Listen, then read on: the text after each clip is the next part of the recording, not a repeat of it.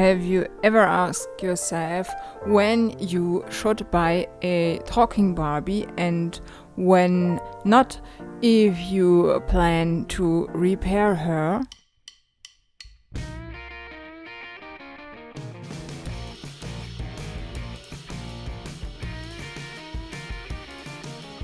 I'm Busy Bee from Germany. I'm a long-time Barbie collector and a Barbie dog for almost 10 years. This channel is more than your one-stop Barbie repair workshop. Greetings and welcome to Busy Bee from Germany, my dear fellow collectors. Today I'd like to give you a buy or no buy instruction if you want to repair a talking Barbie yourself. As you can see, I have put the one I'm repairing at the moment in the picture, and I'm going to tell you why you should not buy a repaired one with a screw like this one here. Some daddies came to the idea to repair the fallen off legs with screws like this one.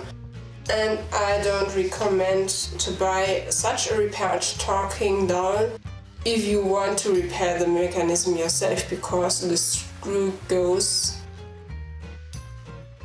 through the plastic and inside the governor cylinder, and it's where the governor is. It's a little weight, kind of counterweight, and that regulates the whole mechanism. And if you want to repair the stuff, it is not useful when this was damaged by a screw. If you see, that's the frame that keeps everything in place, and the frame will also be damaged when you have bought a repaired doll by daddy, because the frame's in the way of the screw, if you want to say so. So, if you want to repair a talking Barbie or a talking Christy, a PJ, or any of the Barbie family members from the late 1960s with a record inside, don't buy any Barbie doll that was already repaired and has screws there. Thanks for watching. Every Friday comes a new exciting video for you. Don't forget to subscribe to my channel.